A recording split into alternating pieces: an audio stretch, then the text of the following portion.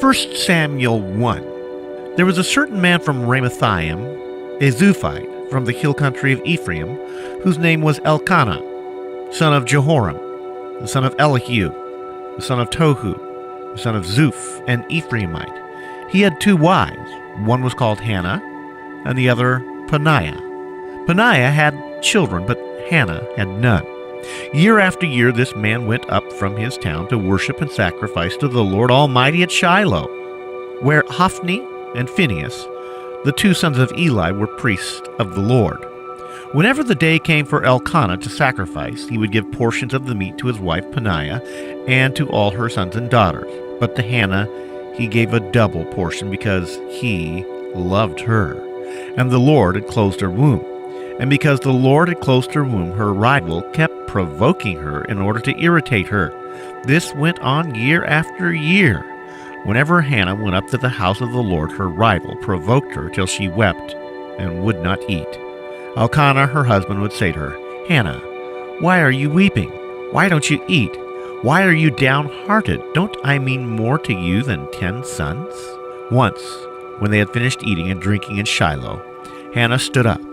Now Eli the priest was sitting on a chair by the doorpost of the Lord's temple. In bitterness of soul, Hannah wept much and prayed to the Lord. And she made a vow, saying, "O Lord Almighty, if you will only look upon your servant's misery and remember me, and forget not your servant, but give her a son, then I will give him to the Lord all the days of his life, and no razor will ever be used on his head." As she kept praying to the Lord, Eli observed her mouth.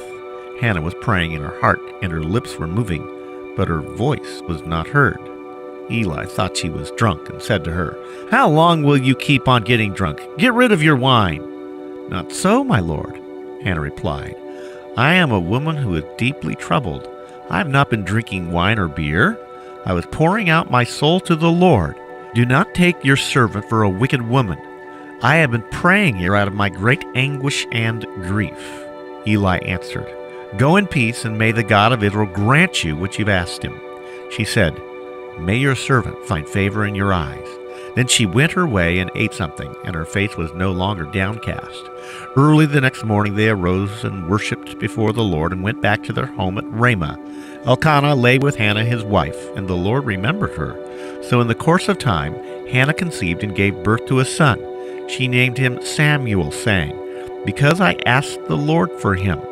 When the man Elkanah went up with all his family to offer the annual sacrifice to the Lord and to fulfill his vow, Hannah did not go. She said to her husband, "After the boy is weaned, I will take him and present him before the Lord, and he will live there always." "Do what seems best to you," Elkanah, her husband, told her. "Stay here until you've weaned him. Only may the Lord make good his word." So the woman stayed at home and nursed her son until she had weaned him. After he was weaned, she took the boy with her, young as he was, along with a 3-year-old bull, an ephah of flour, and a skin of wine, and brought him to the house of the Lord at Shiloh. When they had slaughtered the bull, they brought the boy to Eli, and she said to him, "As surely as you live, my lord, I am the woman who stood here beside you praying to the Lord. I prayed for this child, and the Lord hath granted me what I have asked of him. So now I give him to the Lord. For his whole life he will be given over to the Lord." And he worshiped the Lord there.